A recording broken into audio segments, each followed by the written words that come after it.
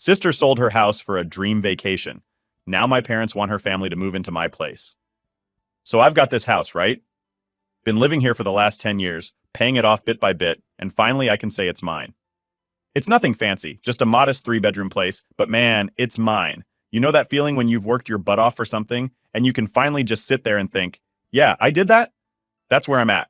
I don't have any fancy decor or big backyard, but it's a good spot, comfortable, quiet, and most importantly, it's my space. It's where I can just chill without any stress. Then there's my sister, Jenny. She's 29, married to this guy, Alex, who's 31. They're what you'd call the free spirit types. You know the kind, the ones who are always talking about how everyone else is wasting their life in the grind, working boring 9 to 5s while they live their best life or whatever. They've always been like that, ever since they got together, always planning some big, dramatic escape from the rat race. Honestly, I didn't think they'd ever actually do it. I mean, everyone has these dreams of quitting their job and traveling the world, right? It's like a phase you grow out of when you realize bills exist. But not Jenny and Alex. Oh no, they're the kind of people who actually went through with it. They sold their house, their actual home where their 2 kids, Emma and Lucas, have lived their entire lives, and decided they were going to travel the world for a year. Yeah, you heard that right. They sold everything for a dream vacation, thinking the market was booming and they'd made bank off the sale. They figured they'd use the money to live off, work odd jobs here and there, and stretch it out for a whole year, just going from place to place. So I'm watching this all unfold from my little house and I'm thinking, okay, cool for them, but also, this is a bad idea. They've got 2 kids to take care of, Emma's 7 and Lucas is 5, and traveling with kids isn't like backpacking through Europe on a whim. There's planning involved, but they just waved it all off, saying they'd figure it out along the way. And I'm like, all right, whatever, it's your life. Fast forward a couple of months and I'm chilling in my house, probably watching TV or something, when I get a call from Jenny. Now, I haven't heard much from her since they left. Just the occasional Instagram post about how amazing life is and some pictures of them eating weird food in random places. So I figure this call is going to be one of those, like she's going to brag about how awesome everything is. But the second I pick up, I can tell something's off. Jenny sounds stressed, really stressed, and she starts talking about how things didn't go as planned. Apparently, they blew through their money way faster than they expected. Like within 2 months, they were pretty much broke. Turns out, traveling the world is expensive. Who knew, right? They stayed in nice places, ate out at restaurants, and just lived it up like they had endless cash. But when you're not working and still spending, that money doesn't last long, especially with 2 kids. Hostels and cheap Airbnbs are all fun and games until you've got 2 tired, hungry kids who need a stable place to crash every night. Now they're stuck. They can't keep traveling because they've got no funds, but they also don't want to settle down and buy another house yet. So, guess what? They ask if they can move in with me. Yep, Jenny, Alex, and their 2 kids, all in my 3-bedroom house, for get this, 10 months. And here's the kicker. They want to stay rent-free. They didn't even offer to contribute. Just a straight up, hey, can we live with you for almost a year while we figure things out? I've got to admit, I didn't know how to respond at first. I mean, it's my sister, and yeah, I care about her, but this is my house, my space. I didn't work my butt off for 10 years just to let 4 extra people come in and take over the place. Plus, I've got a routine, you know? I like my peace and quiet. I can't even imagine what my house would be like with 2 little kids running around. Not to mention the mess. So I tell her, look, Jenny, I love you guys, but this just isn't going to work. The house is too small, and I don't want that kind of disruption. I even offered to help them find an affordable rental nearby or pitch in some cash for a couple of months to help them get back on their feet. But no, that wasn't enough. Jenny gets pissed. Like immediately. She starts calling me selfish, saying I don't care about family and that I'm jealous of their adventurous lifestyle. Jealous? Really? Now I'm starting to get mad too. It's not about jealousy or not caring about family. It's about boundaries. I don't owe them a place to live just because they made some dumb decisions and didn't think things through. I get that life doesn't always go as planned, but they sold their house without having a backup plan, and now they want to dump the consequences on me. And here's where it gets even better. After Jenny blows up at me, she gets our parents involved. Now, my parents live in a tiny apartment, so they can't take in Jenny's family. But instead of understanding my side, they start pushing me to let them move in. My mom starts going on about how family helps family, and that I should be more understanding of Jenny and Alex's situation. She tells me I don't understand the value of experiences and that I should be supportive. Supportive? I offered them support. I offered to help them find a rental or cover part of their expenses for a couple of months. But that's not enough. They want the whole package: free rent, my house, and my space for almost a year. And the worst part is, they're not even planning to settle down. They're still talking about taking occasional trips if they find cheap deals. So basically, they want to live in my house, rent-free, while still being free-spirited travelers whenever they feel like it. How does that make any sense? So now, I'm sitting here, trying to figure out how to deal with the fallout. Jenny's not talking to me, my parents are mad at me, and even some of our mutual friends are saying I'm being too harsh. But I don't think I'm in the wrong here. It's not like I'm kicking them when they're down. I offered to help in other ways. I just don't want them living in my house rent-free for 10 months. All right, so after that first awkward phone call with my sister Jenny, I kind of figured things were going to get weird. But I wasn't ready for just how messy it was about to become. I was thinking maybe I could just put my foot down, tell her no, and that'd be the end of it. You know, just draw the line and move on. But nope. Jenny and Alex decided to show up at my house, in person, like a week later. They didn't even give me a heads up, which already had me feeling off. So I'm just doing my usual thing on a Saturday morning, enjoying the quiet, when the doorbell rings. I open it, and there's Jenny standing there with Alex and the kids. They've got this big, hopeful look on their faces, like I'm about to save the day or something. Meanwhile, I'm just thinking, oh man, here we go. I mean, I knew what they were going to ask, but I didn't expect it to be like this. Them just rolling up like it's a done deal. Jenny starts off with small talk, asking how I'm doing, how work's going, all that, but I can feel the tension in the air. I know they're not here just to chat.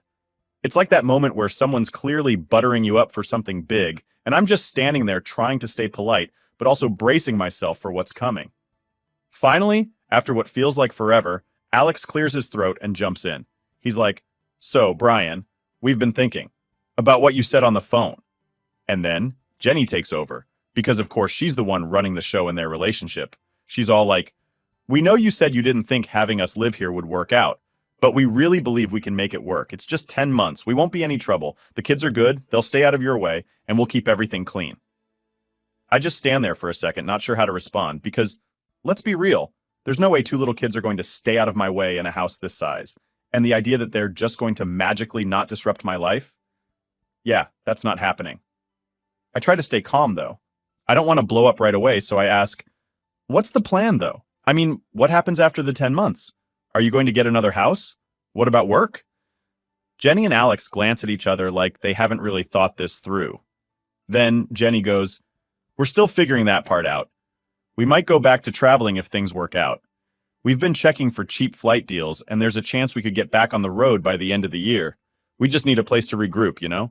Somewhere to stay while we figure out our next move." I couldn't believe what I was hearing.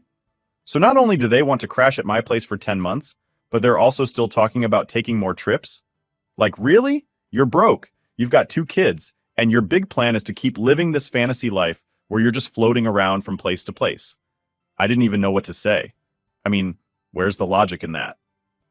So I try to be as polite as possible, and I tell them, "Look, I understand you guys are in a tough spot, but I'm really not comfortable with this.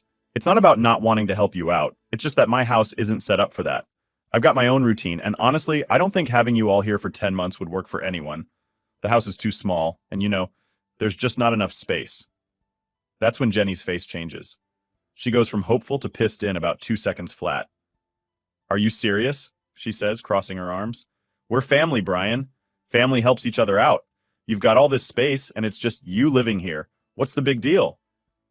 Now I'm starting to get frustrated. I mean, I get it, they're stressed, but this whole thing is starting to feel like they think they're entitled to my space just because we share the same blood. I try to stay calm and explain, "It's not just about space, Jenny. It's about my life, too. I've worked really hard to get this house, and I need my own peace and quiet. I'm happy to help you in other ways, but having you all live here for almost a year, I just don't see that working." Alex finally jumps in, probably sensing that things are getting heated. He's trying to play peacemaker, saying, "Maybe we can work something out. What if we helped around the house? We could do chores, cook meals, whatever you need, and we'll be out during the day. You won't even notice we're here." But here's the thing. Of course I'd notice. 4 extra people living in my house? Yeah, I'm definitely going to notice. Plus, the idea of them being out during the day doesn't make any sense. They've got 2 small kids. Where are they even going to go? They're broke. It's not like they can afford to just take the kids on daily outings. I shake my head and say, I appreciate the offer, but no. I just can't do it. I'm sorry. And that's when Jenny loses it. She starts ranting about how I've always been stingy and how I don't understand what it means to really live. She says I've never taken any risks, that I'm just a boring guy with a boring life, and that I'm probably jealous of their adventurous lifestyle. Yeah, she went there. Now I'm pissed. But I try not to let it show. I just say, Jenny, this isn't about me being jealous or anything like that. It's about boundaries. You guys made your choice to sell your house and live this lifestyle. That's fine, but now you're asking me to take responsibility for it, and that's not fair. She's not having it. We wouldn't be asking if we had any other option. You think we want to be here begging for help? No. But this is what family does, Brian. They help each other out when things get tough. I thought you, of all people, would get that. At this point, Alex just looks uncomfortable. He's not saying much anymore, just staring at the floor while Jenny continues to rant about how I'm selfish and heartless. She's talking about how they're inspired by their travels and how they don't want to settle for the typical suburban life. And all I can think is, yeah, but you need money for all of that, don't you? Finally, I just say, look, I'm sorry, but my answer is still no. I can't have you guys living here. It's just not going to work. They storm out after that, Jenny muttering something about how they'll figure it out without my help. And honestly, I'm relieved. I didn't want to keep arguing, but I can already tell this isn't the end of it. And yeah, it wasn't, because after they left, things escalated way more than I expected. Update 1. So after Jenny and Alex stormed out of my place, I thought that was the end of it. You know, like maybe they'd cool off, come to their senses, and realize that they're the ones who screwed up. But man, was I wrong. A couple of days later, the real fallout began. I'm sitting at home, enjoying my usual routine, when I get a call from my mom.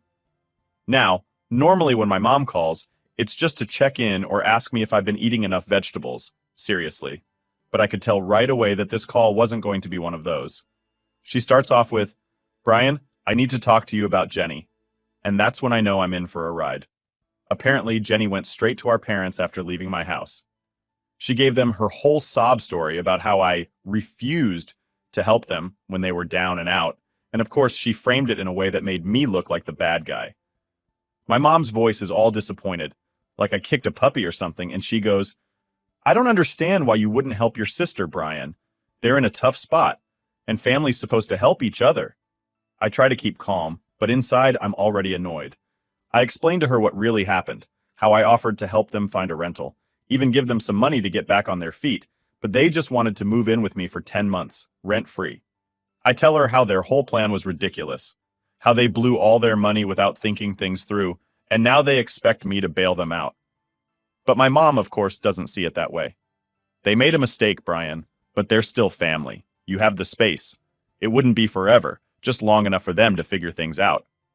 Here's the thing, though. My mom's got this way of guilting you without even meaning to. She's not mean or anything, but she's always dropping these little comments that make you feel like you're failing at being a good son or brother. It's exhausting. But this time, I wasn't having it. I told her straight up, Mom, I'm not doing it. I love Jenny, but she and Alex need to take responsibility for their choices. It's not my job to let them crash at my place because they didn't plan. She doesn't like that answer, but she lets it go, for now. I think we're done with the conversation, but oh no, it's just getting started. Because the next day, my dad calls. Now, my dad's a different story. He's not the guilt trip type. He's more the tough love type, which means when he's mad, you hear about it. He gets straight to the point, no sugarcoating. Brian, he says, I hear you've been giving your sister a hard time.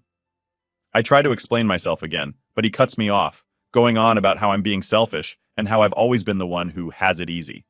Yeah, right. Like working my butt off for 10 years to pay off this house is easy. He starts ranting about how Jenny's always been the one taking risks, living her life to the fullest, and I'm just sitting here comfortable, not doing anything exciting. He's basically saying I'm being a coward for not letting them stay, like I'm some kind of stick in the mud who doesn't understand what it's like to really live. At this point, I'm getting heated. I tell him, Dad, this isn't about being adventurous or not. It's about them making a bad decision and expecting me to clean it up. I worked hard for this house, and I'm not going to let them come in and take advantage of that. But he's not hearing it.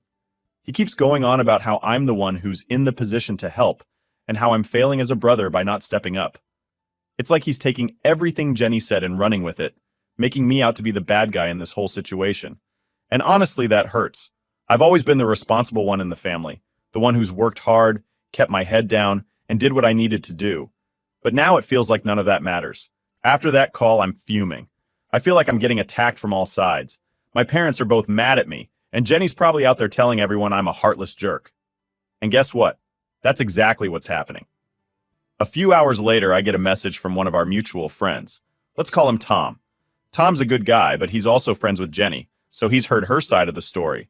He texts me, "Hey man, what's going on with you and Jenny? She says you're not letting her family stay with you even though they're in trouble." I explain my side to him, how it's not that simple, how they're asking for way too much, and how I've already offered other ways to help. And Tom, being the reasonable guy he is, listens. But then he hits me with, "Yeah, but it's just for a little while, right? You could tough it out for 10 months. It's family, dude." And now I'm just done. It's like everyone's forgotten that I have a right to say no. Like my house isn't even mine anymore. It's just a resource that everyone thinks they're entitled to. I'm frustrated because no matter how I explain it, everyone seems to think I'm being unreasonable. They all keep acting like it's no big deal for me to let a whole family move in and turn my life upside down for almost a year. Then the final blow comes when Jenny herself texts me. It's not a long message, but it hits hard. She just says, "I can't believe you've turned your back on us. We really needed you." Now I'm sitting there staring at my phone, feeling torn. Part of me feels guilty, like maybe I should have just given in to avoid all this drama. But another part of me is still standing firm. I know I'm not in the wrong here. It's not my fault they made bad choices, and it's not fair for them to dump their problems on me just because I have a house. Still, the guilt is eating away at me, and I'm starting to wonder if I could have handled things differently. Maybe I should have been softer in my response. Maybe I should have been more understanding.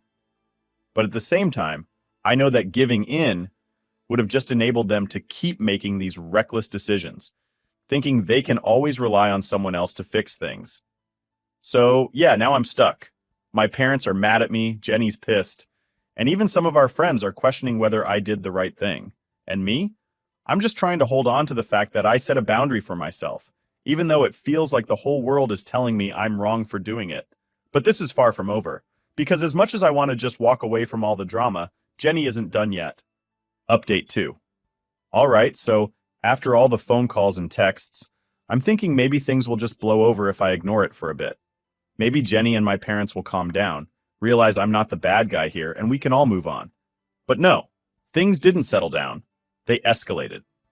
Big time. It starts with my mom. She's still trying to play the mediator, calling me every couple of days, always saying, "Brian, you've got to help your sister. You don't know what it's like to be in her shoes. She's struggling. She's got kids." It's the same thing over and over. And every time I have to remind her that it's not about me not wanting to help. It's about how much they're asking. It's not like they're in danger of being homeless on the street. I offered help in other ways, but apparently nothing I say seems to get through. Then one evening, I get a knock on my door. It's Jenny and Alex. No text or call beforehand, just showed up like everything's normal. I open the door, and there they are, standing there with these tired, desperate looks on their faces, the kids holding onto Jenny's legs. I can tell right away this is about to be awkward. Jenny's holding some papers in her hand, and I'm already feeling that sinking feeling in my stomach, like I'm about to be dragged into something bigger than I expected. Jenny doesn't waste any time. "Brian, we need you to reconsider. This is serious. We've looked everywhere, and there's nowhere affordable for us to stay. The rentals are too expensive, and we don't have the money to even put down a deposit." She waves the papers in front of me. They're printouts of apartment listings, most of them crossed out with red ink. I glance at them for a second, but I'm already thinking about how I'm going to respond. I'm not in the mood to argue, but it's clear they're not taking no for an answer. Before I can say anything, Alex speaks up, and this time, he's not the calm, quiet guy from before. He's frustrated, almost angry. "We've tried everything, Brian. We're out of options. You've got this house all to yourself, and you're just sitting on it while we're struggling.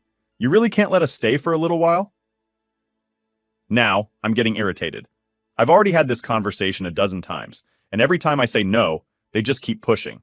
So I say, "I've told you guys before, I'm not comfortable with having 4 extra people in my house for nearly a year. I offered to help you find something else. I even offered money, but you're not listening. I can't let you move in. That's final." But Jenny, she's not backing down this time. She steps closer, and now her voice is shaking, like she's on the verge of tears. "Brian, we have nowhere else to go. The kids are exhausted. We're exhausted. We're not asking for much, just a roof over our heads for a little while. We'll pay you back when we get back on our feet. Please, you're our last hope. I look at the kids, Emma and Lucas, and they're just standing there looking confused. They probably don't understand what's going on, and honestly, that makes me feel like crap. It's not their fault their parents made bad choices. But I can't let that guilt trip me into making a decision I'm going to regret. I've got to stand firm, or else this whole situation is going to turn my life upside down. So, I take a deep breath and say, I'm sorry, but I can't. I know it's hard, but this isn't the answer. You need to find another solution. And that's when Jenny snaps. She goes from sad to furious in a split second. You're unbelievable, she yells, her voice echoing in the hallway. You're just sitting here, living comfortably, while your own family is suffering. I can't believe how heartless you've become. You've changed, Brian. You're not the brother I grew up with. Her words hit me like a punch to the gut, but I'm too angry to let them sink in. I fire back. I haven't changed. You're the one who's acting entitled, thinking you can just show up and expect me to bail you out because you didn't plan ahead. I didn't make this mess. You did, and now you want me to fix it for you. That's not how this works. The argument spirals from there. Alex jumps in saying I've always been the selfish one in the family, that I've never been there for them when they needed me. He's bringing up stuff from years ago, random things that don't even matter anymore, like how I didn't lend him money for some side business idea he had back in the day. It's like they've been holding on to all this resentment, waiting for the perfect moment to throw it in my face. At this point, we're all shouting over each other and the kids are crying. It's a disaster. I'm standing in my own doorway getting accused of being the worst brother on the planet, and all I can think is, how did it get to this? Finally, I just say, enough. This is my house, and I've made my decision. I'm not changing my mind. Now, I think you need to leave. Jenny looks at me like she can't believe what she's hearing. She opens her mouth to say something, but then she just shakes her head, grabs the kids, and storms off. Alex follows behind her, glaring at me like I'm the devil or something. As they walk away, I feel a weird mix of anger, guilt, and relief. I know I did the right thing by standing my ground, but it still sucks that it had to come to this. I watch them get into their car and drive off, and for a minute, I just stand there, wondering what's going to happen next. I can't help but think that this isn't the end of it, that there's more drama on the way. And guess what? I was right. Because later that night, my phone blows up with messages from family members. Turns out, Jenny went full-on drama mode and told everyone what happened. She's making it sound like I kicked them out into the streets, like they've got nowhere to go, and I'm sitting here laughing about it.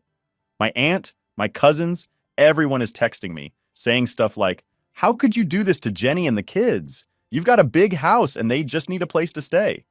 It's like they've all bought into this story that I'm some kind of villain hoarding my house while my sister suffers, and no matter how many times I try to explain my side, no one's listening. They're all just repeating the same thing. Family helps family. By the end of the night, I'm exhausted. I've spent hours defending myself, but it feels like no one cares. Jenny's managed to turn everyone against me, and now I'm the bad guy in this whole mess. But here's the thing. I'm still not budging. I'm not going to let them guilt me into doing something that's going to make my life miserable. I know I did the right thing, even if no one else sees it that way. I just have to figure out how to survive the fallout. Update 3. So after the whole family explosion and the messages coming at me from all angles, I was ready to just disconnect for a while, like turn my phone off, lock the doors, and wait for the storm to pass. But no, of course, things weren't going to calm down. If anything, they were about to hit a whole new level of ridiculous. A couple of days go by, and I haven't heard directly from Jenny or Alex, which I guess should have been a relief, but honestly, it made me feel like something big was brewing. You know that quiet before a big argument? That's what it felt like. I could just tell that they weren't done with me yet. Sure enough, one morning I wake up to find this massive post on Facebook that Jenny wrote. And of course, it's public, so everyone and their dog can see it. She's going off about how some people in the family, obviously me, have abandoned her in her time of need, how she and her kids are basically one step away from being homeless, and how all they wanted was a little support from someone who's in a position of privilege. The post is full of dramatic language, talking about how certain family members are selfish and don't understand the importance of helping each other out when things get tough. And yeah, the comments section, it's a total mess. People are jumping in, saying how heartless it is to turn away family, how they can't believe someone would do that to their own sister. I'm reading all this and just feeling my blood boil because these people don't even know half the story. They're just eating up whatever Jenny is feeding them, and suddenly I'm public enemy number one. What's worse is that a bunch of our extended family is in the comments too. My aunt, who I haven't spoken to in years, is chiming in with, "I always knew Brian was selfish. Like this is some known fact about me." My cousins are sharing the post, and suddenly I'm getting notifications left and right about how I need to step up and do the right thing. At this point, I'm fuming. I try to calm down and think rationally, but the more I scroll through the comments, the angrier I get. It's like no matter how much I've explained my side to people, Jenny's managed to twist the story so that I look like the villain. And honestly, it's working. I'm losing the public battle here. So I make a decision. I'm not usually the type to air my dirty laundry online, but this has gone too far. If Jenny's going to drag me through the mud on Facebook, I'm going to set the record straight. I type out a long post in response, explaining my side of the story, how I offered to help Jenny and Alex in other ways, how they're the ones who demanded to live rent-free for nearly a year, and how I simply can't accommodate them because it's unreasonable. I mention that they've been irresponsible with their money, that they've been trying to guilt-trip me into giving up my house, and how this whole situation is their fault, not mine. I hit post and wait. And man, did the fireworks start. Immediately, people are commenting on my post, some siding with me saying it's not my responsibility to take in Jenny and her family. Others, of course, are still backing Jenny, saying I'm being too harsh and that family should stick together no matter what. It's turning into this full-blown argument in the comments section, with people going back and forth, defending one side or the other. Jenny, of course, sees my post and flips out. She starts messaging me directly, calling me every name in the book, selfish, heartless, arrogant. She says I'm destroying the family, and that she can't believe I would embarrass her like this in front of everyone. The irony of her saying that after she dragged me publicly first is just too much. I try to keep my cool and respond calmly. I tell her that she left me no choice, that I had to defend myself after she blasted me on Facebook, but she's not hearing any of it. She's too wrapped up in her own narrative, convinced that she's the victim here. Eventually, she blocks me on Facebook like we're teenagers or something, which is honestly fine by me. Less drama I have to deal with. But just when I think things might finally start to die down, I get a call from my dad. Here we go again, right? He's not yelling this time, but his voice is low and serious, which is worse in a way. He's disappointed. He says he saw the whole thing on Facebook, and he's upset that I took it public. He's mad that I didn't just handle it privately, and that now the whole family is divided. I can tell he's blaming me for making the situation worse, but I try to explain that I was backed into a corner, that Jenny started this whole thing by attacking me first. But no matter what I say, he's not happy. He starts talking about how I need to make things right, how family is the most important thing, and how it's not too late to offer Jenny and Alex a place to stay. He says if I do that, maybe things can go back to normal. And here's where I finally snap. I tell him, "Dad, I'm not doing it. I'm not going to let them live with me, and I'm done apologizing for it. I've done nothing wrong. They made their choices, and now they have to deal with the consequences. I'm not their safety net, and it's not my job to fix their problems." He goes quiet for a moment, and I can tell he's shocked. I don't usually stand up to him like this, but I'm done. I'm not going to let them guilt me into doing something I don't want to do just to keep the peace. Finally, he sighs and says, "I hope you know what you're doing, Brian." Then he hangs up. After that, things go quiet. Jenny still blocked me on social media, and my parents aren't really talking to me either. It feels like the whole family is in this weird, tense standoff, waiting for someone to make the next move. But here's the thing. I'm not making the next move. I've done my part. I've stood my ground, and I'm not backing down. It sucks that things had to turn out this way. I never wanted to fight with my family, but at the same time, I know I did the right thing. I set a boundary, and I stuck to it, even when it felt like the whole world was against me. And yeah, maybe the family dynamic is messed up now, and maybe things won't go back to the way they were. But honestly, I'm okay with that. Because at least I know I'm living on my own terms in my own house without anyone trying to guilt me into giving that up. And that for me is worth all the drama in the world.